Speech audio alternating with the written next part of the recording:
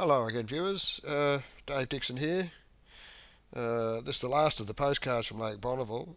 Tonight's is a bit of a fry-up, a bit of a hodgepodge of all the leftovers from the other postcards. I found this old magazine I thought you might be interested in. There's this nice ad from Bonneville here. Nice fellow on the Triumph is Bill Johnson, who did 230 miles an hour in about something like 1963. But it's interesting because it claims that the world record was made on a standard production Triumph Bonneville engine, like, pigs or fly sort of thing. But anyway, in this ad from the early 70s, there's a fellow, Bud Hare, sets a record on a 500, blows a piston, and then goes out on the same machine, sets a record on a 250. Hooray! These days anyone will have a go on anything. 250 commuter cracker, all it needs is some L plates. It's a 1996 Kawasaki EX250, a twin-cylinder, 4-stroke motor, and it's the world's only turbocharged Ninja 250. Stock made about 40 or 30 horsepower, now it's making 46 horsepower, and we're hoping to get up to 80 horsepower someday soon. It's got fuel injection, it's got an ice water to air intercooler, it's got a Motec M800 computer. It is a full race bike. What have you run so far? So far it's gone 120 miles per hour. Last month it went about 115 to 117, and it's picked up a little bit this month. We have great hopes for eventually this motor will take us in this bike to 140 and put it into a streamliner. We think we can go 200. 0.535. First mile. Do you have much trouble with the salt? I can see the turbocharger is pretty rusty there. Yes, and that was, it's got about 10 minutes of operation on it, getting hot. Yeah. The salt is amazing. It gets in everything. Yeah. On the course, 200, time only. That's part of the racing out here. There is salt to worry about. Great.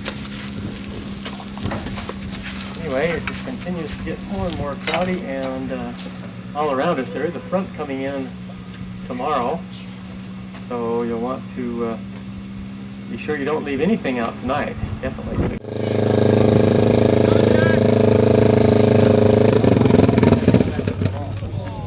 Well, there you go, folks. How about that? Just getting off the line's a major effort for this thing. The gearing's so tall.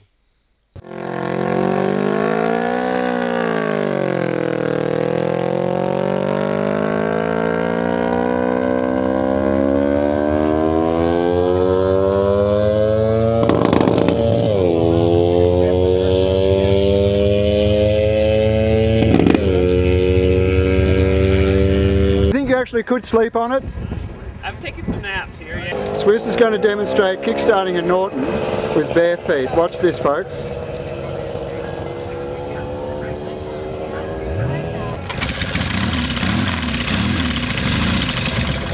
Beautiful. You saw it here first. Well, look at that idle. I did it! Sweet.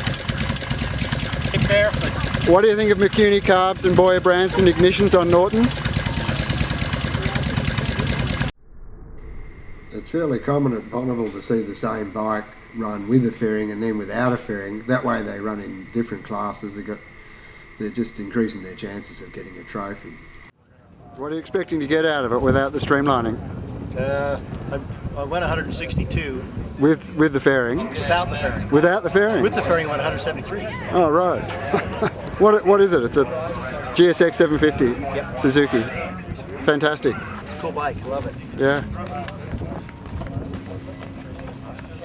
I'm going to love it more if it goes 163. Look at that, viewers. At the end of the exhaust headers, there's a cable-operated butterfly valve on this GSX 750 Suzuki. Amazing.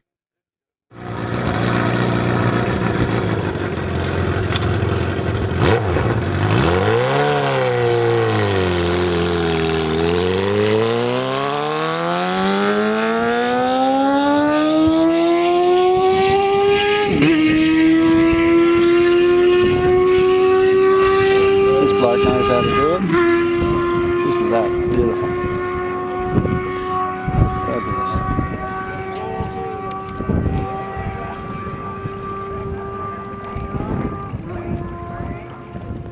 And away he goes over the horizon.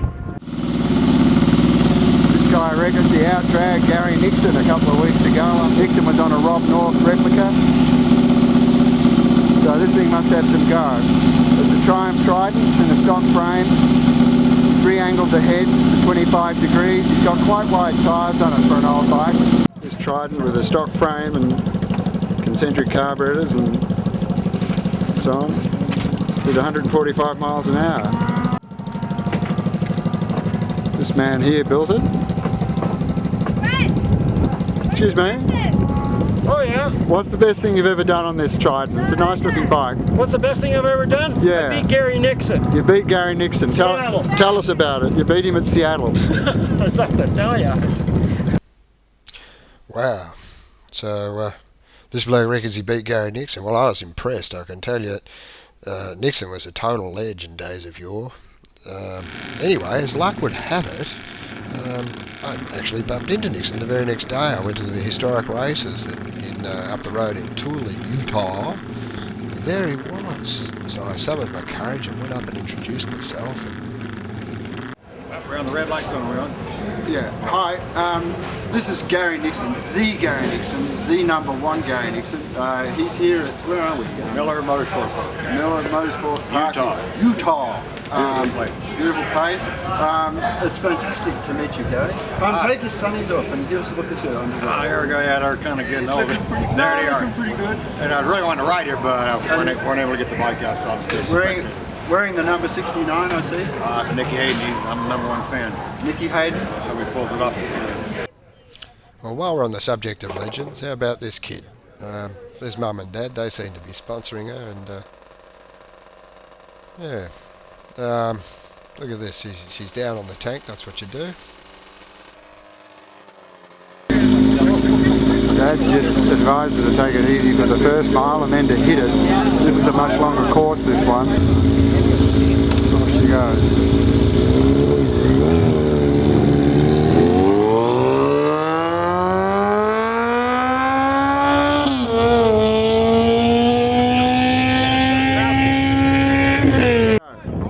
I did 155. 155. That was intense. I saw butterflies. Well, there you go. Another legend from Lake Bonneville in Utah. Well, that's it for this week, viewers. I hope you've enjoyed these little postcards. There'll be another one coming up next week, I hope.